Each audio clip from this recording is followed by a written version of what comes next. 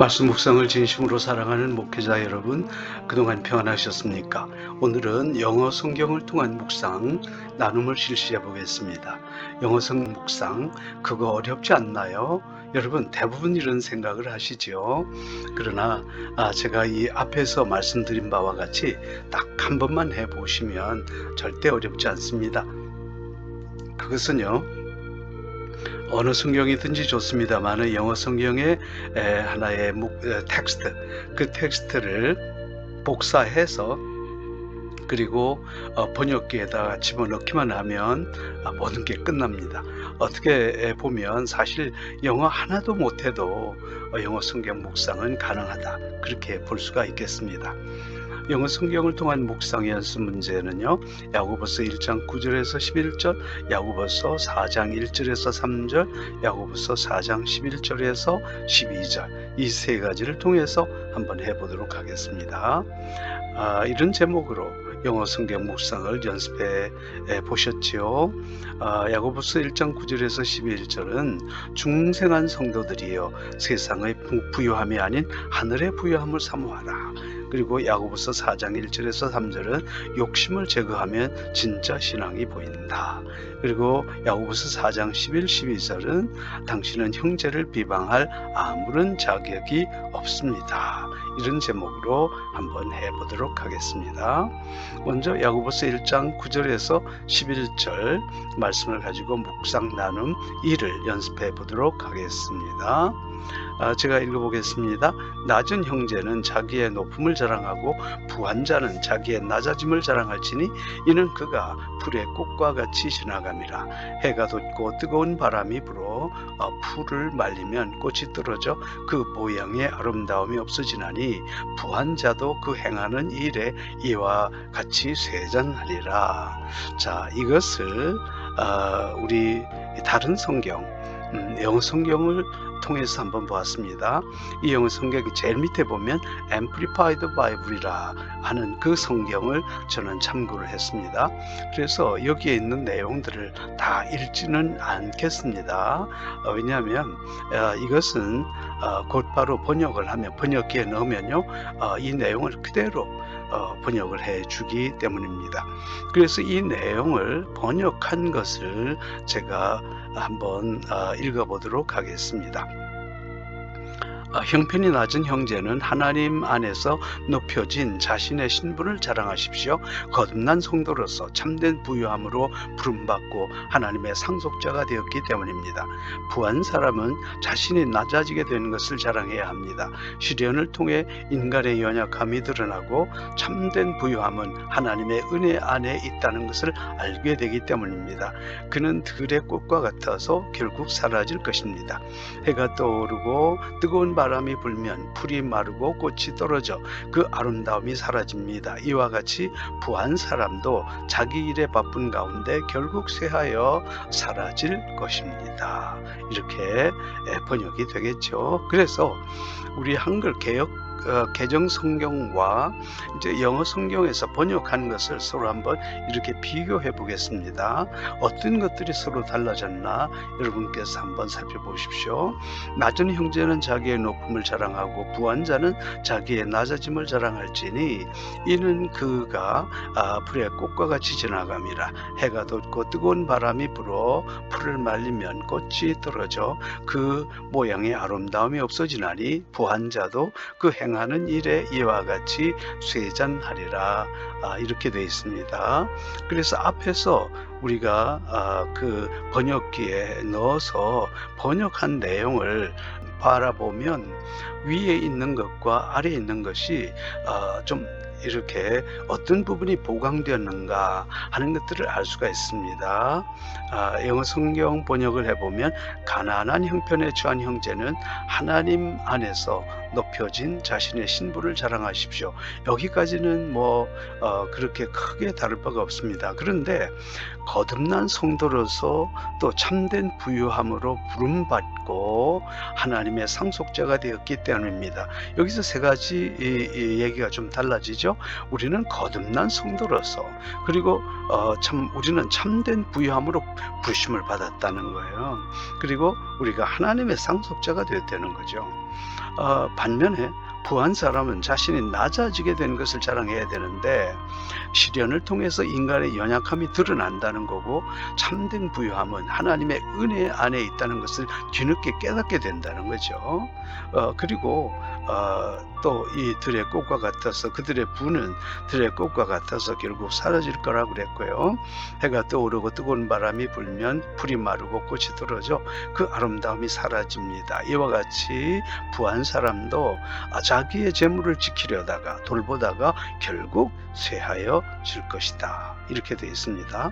자, 이렇게 볼 때 우리 영어 성경으로 보게 될 때에 그 뜻이 훨씬 더 깊어졌다라는 것을 알 수 있겠죠. 자, 이것을 가지고 이제는 말씀을 전체를 한번 정리해 볼까요? 형편이 가난한 형제는 하나님 안에서 자신의 신분이 높여진 것을 자랑해야 된다 그랬고요.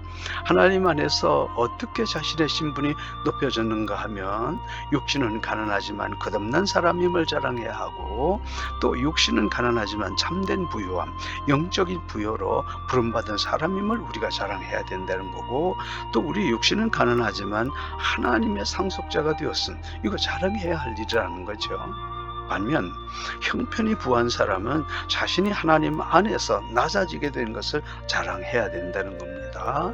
자, 그러면 하나님 안에서 어떻게 자신의 신분이 낮아지게 되었냐면, 언젠가는 시련을 통해 인간의 연약함이 드러날 수밖에 없기 때문이고, 언젠가 참된 부유함은 재물이 아니라 하나님의 은혜 안에 있다는 것을 깨닫게 되는 때가 온다는 거예요. 그리고 세상의 재물과 인간은 들의 꽃과 같아서 결국 사라질 것이기 때문이다. 그래서 영원한 부자는 세상에 존재하지 않습니다. 세상의 모든 것은 영원하지 않습니다. 그리고 또 네 번째는 자기의 재물을 돌보다가 결국 쇠하여 사라질 것이기 때문에 자기의 부유함을 자랑하면 안 된다, 그렇게 말씀하고 있는 것이죠. 자, 그래서 오늘 이것을 가지고서 우리 말씀의 구도를 파악하면 있는 그대로 그저 말씀의 구도를 잡아갈 수 있겠습니다. 형편이 가난한 형제는 하나님 안에서 자신이 신분이 높아진 것을 자랑해야 된다. 그러면 하나님 안에서 우리의 신분이 어떻게 높아졌나? 세 번째는 형편이 부한 사람은 자신이 하나님 안에서 낮아지게 되는 것을 자랑해야 된다. 그럼 네 번째로 하나님 안에서 어떻게 자신의 신분이 낮아지게 되었는가, 이렇게 보고, 그래서 결국은 우리가 이 말씀을 쭉 볼 때 가난하다고 기죽을 것도 없고 부하다고 교만할 것도 없구나 라는 것을 우리는 깨닫게 되는 것입니다. 이제 야고보서 4장 1절에서 3절의 말씀을 통해서 영어 성경을 통한 묵상을 계속해 보도록 하겠습니다. 말씀을 읽어보겠습니다.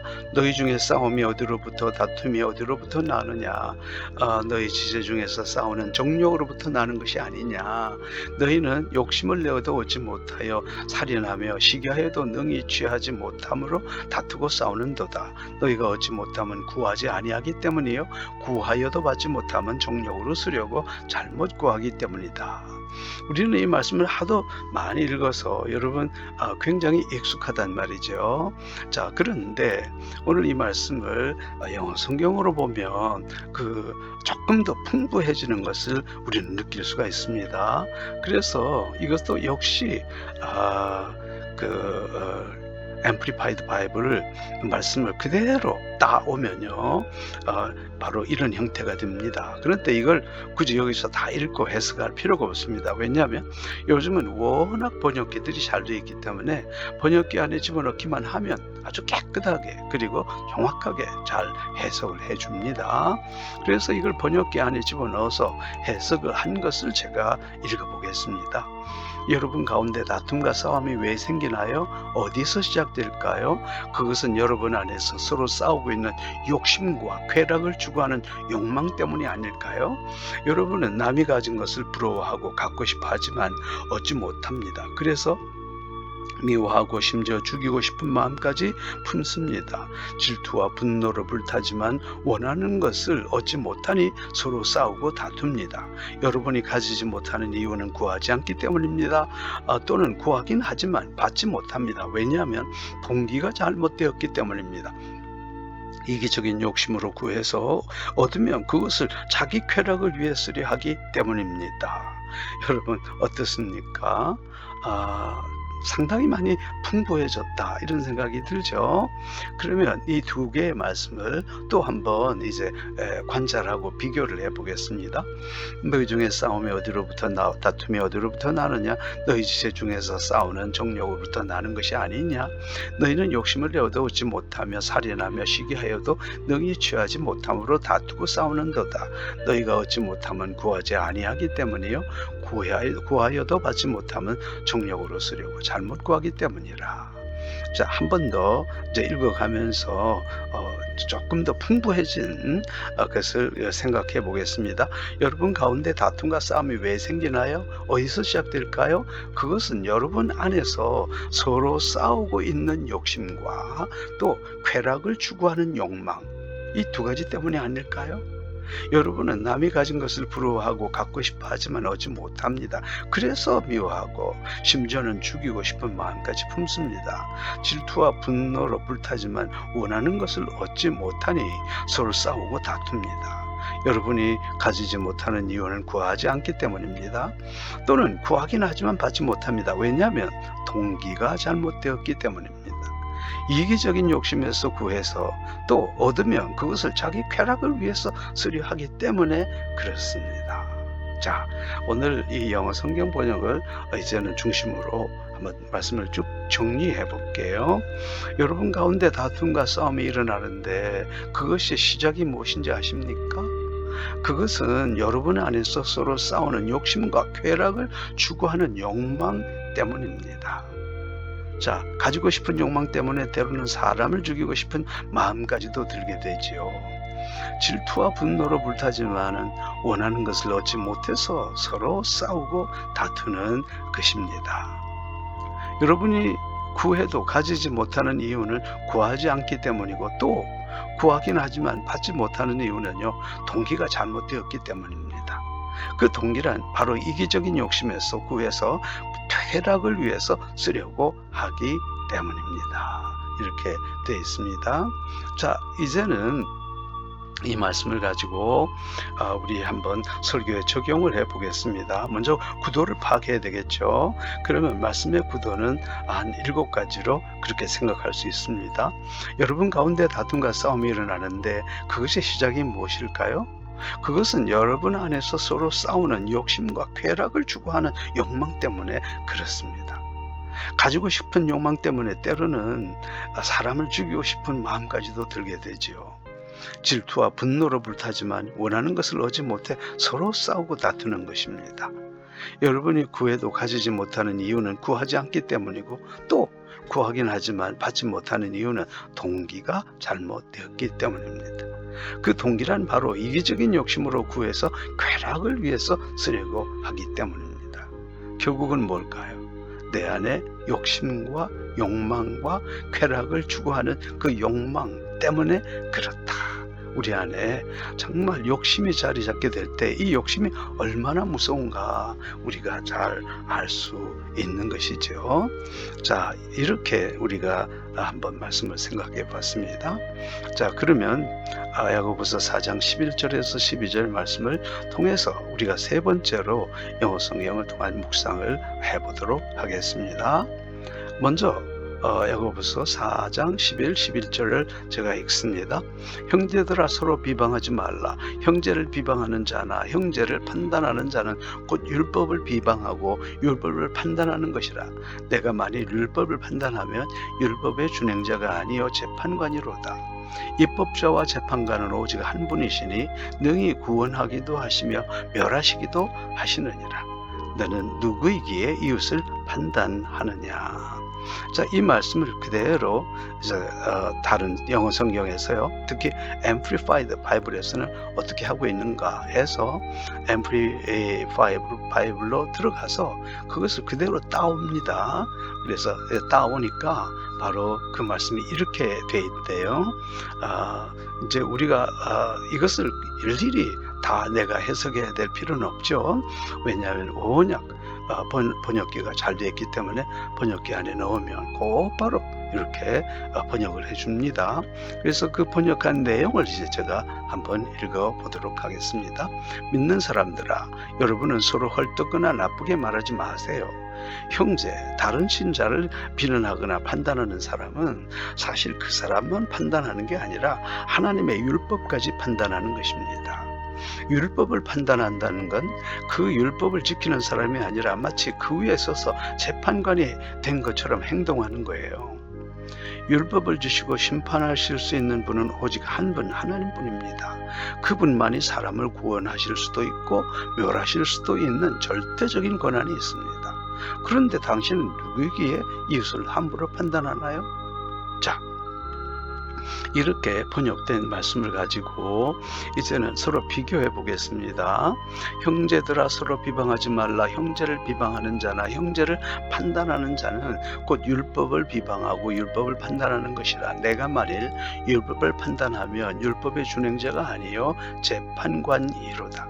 입법자와 재판관은 오직 한 분이시니 능히 구원하기도 하시며 멸하기도 하시느니라. 너는 누구이기에 이웃을 판단하느냐. 자, 이제 영어 성경 번역을 한번 비교해 보겠습니다. 특히 형제들아 이렇게 되어 있는데요. 이 형제 가운데서도 누구에 대해서 얘기하냐면 믿는 사람들, 안 믿는 사람들을 비판해도 된다 이런 말이 아닙니다만, 특별히 우리 믿는 사람들에 대해서 우리가 비방하면 안 된다는 거죠. 여러분은 서로 헐떡거나 나쁘게 말하지 마세요. 형제, 다른 신자들을 비난하거나 판단하는 사람은 사실 그 사람만 판단하는 게 아니라 하나님의 율법까지 판단하는 것입니다. 율법을 판단한다는 건 그 율법을 지키는 사람이 아니라 마치 그 위에 서서 재판관이 된 것처럼 행동하는 거예요. 내가 재판관이 돼서 그렇게 막 행동한다는 거죠. 율법을 주시고 심판하실 수 있는 분은 오직 한 분, 하나님뿐이십니다. 그분만이 사람을 구원하실 수도 있고 멸하실 수도 있는 절대적인 권한이 있습니다. 그런데 당신은 누구이기에 이웃을 함부로 판단하나요? 여러분, 이 두 개의 말씀을 비교해 보니까 어디에 강조점을 두고 있는가 하는 것들을 우리는 발견하게 되는 것입니다. 그래서 영어 성경 번역을 통해서 우리는 이제는 말씀을 한번 쭉 정리해 보려고 합니다. 믿는 사람들인데도 서로 헐떡거나 나쁘게 말한다? 이거 안 된다는 거죠. 아까도 말씀드렸습니다만은 안 믿는 사람들한테는 나쁘게 말할 수도 있다. 그게 아니지만 특별히 우리가 같은 하나님을 믿는 사람들인데도 거기서 서로 헐떡거나 나쁘게 말한다는 거죠. 믿는 사람들은 서로 헐떡거나 나쁘게 말하지 않아야 되는데, 그래서 나쁘게 말하지 마세요라고 얘기를 하는 거예요. 다른 믿는 신자를 비판하는 사람은 하나님의 율법까지 판단하는 것인 줄 왜 모르시는가? 이렇게 묻고 있죠. 또 율법을 판단한다는 것은 자기가 재판관이 된 것처럼 행동하는 것인 줄 왜 모르는가? 이렇게 묻고 있습니다. 율법을 주시고 심판하실 수 있는 분은 오직 하나님뿐이라고 그랬고요. 인간의 구원과 심판의 절대적인 권한은 오직 하나님만 가질 수 있는 권한이다. 인간에게는요, 이렇게 비방하거나 비판할 수 있는 권한이 없다는 거예요. 이건 오직 하나님의 권한이라는 거죠. 당신이 누구에게 이웃을 함부로 판단하는가? 여기에서 이제 이웃은 바로 우리 믿는 형제들이다. 이렇게 볼 수가 있는 거죠. 당신이 하나님이 되고 싶다는 말인가? 혹시 당신이 하나님과 동급인가?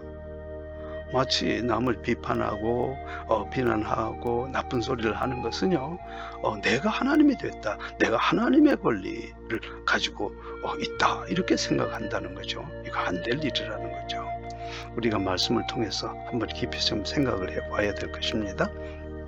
그래서 이것을 설교에 적용해 보면 말씀의 구도 파악은 앞에서 나왔던 걸 그대로 사용하면 되겠죠. 믿는 사람들인데도 서로 헐떡거나 나쁘게 말한다? 믿는 사람들은 서로 헐떡거나 나쁘게 말하지 말아야 되는데, 다른 믿는 신자를 비판하는 사람은 하나님의 율법까지 판단하는 것인 줄 왜 모르는가? 또 율법을 판단하는 것은 자기가 재판관이 된 것처럼 행동하는 것인 줄 왜 모르는가? 율법을 주시고 심판하실 수 있는 분은 오직 하나님 한 분뿐인데, 인간의 구원과 심판의 절대적인 권한은 오직 하나님만 가질 수 있는데 당신이 누구에게 이웃을 함부로 판단하는가? 당신이 하나님이 되고 싶다는 것인가? 혹시 당신이 하나님과 동급이라고 생각하는가? 그래서 정말 우리 비판에 대한 것을 생각하면서 혹시 당신이 하나님과 동급이라고 생각하는가? 이렇게 우리가 제목을 정해 볼 수도 있겠죠. 자, 그 다음 우리가 이제 묵상 본문은요, 관주를 통한 묵상입니다. 관주라고 했을 때 오늘 이제 좀 어느 정도 연세가 있으신 우리 교육자들은 잘 압니다만은 젊은 분들은요, 이 관주가 무엇인지도 모르는 그런 분들이 많이 있어요. 참 안타깝단 말이죠. 제가 한번 신대원 강의를 했는데 거기에서 관주가 무엇인지 모르는 전사님들이 상당히 많더라는 거죠. 저는 많이 충격을 먹었습니다. 자, 그러면 이 관주가 왜 그렇게 중요할까요? 이 관주는요, 다른 성경을 계속해서 파고 들어갈 수 있는 그런 능력이 있기 때문에 또 이 관주도 정말 묵상에 좋은 방법이 될 수 있다. 그렇게 생각이 됩니다. 이제 관주를 통해서 연습 문제를 연습해 보십시다. 야고보서 1장 1절에서 4절, 야고보서 1장 19절에서 20절, 야고보서 5장 12절인데요. 자, 그러면 나는 관주 성경을 가지고 있지 않는데 어떻게 관주를 할 수 있는가? 그것도 인터넷에서 다 가능합니다. 그래서 인터넷에 들어가서 관주 성경 치면요, 그 관주표가 딱 나오게 되어 있습니다. 그래서 예를 들어서 이제 그 관주 어디를 찾아가라 그러면 또 찾아가서 계속해서 거기서 또 찾아 들어가고 이렇게 하다 보면 아주 관주 성경을 잘 활용할 수 있을 것입니다. 만약에 이 관주 사용법에 대해서 잘 모르시면 그 한 10강, 11강, 12강 정도에 가면요, 관주를 통한 연습 문제 있는데 그 관주 사용법이 잘 나와 있습니다. 그것을 다시 보시면 되겠습니다. 그래서 관주를 통한 연습 문제를 하실 때 제목을 좀 드리면, 성도가 시험을 당할 때 어떻게 해야 되냐, 순수한 신앙생활의 비결이 이런 것이었구나, 또 맹세하지 말아야 하는 이유가 이것이었구나, 이렇게 살펴볼 수가 있습니다. 한 주간 주어진 본문을 잘 묵상하시고 기쁨으로 나누십시다.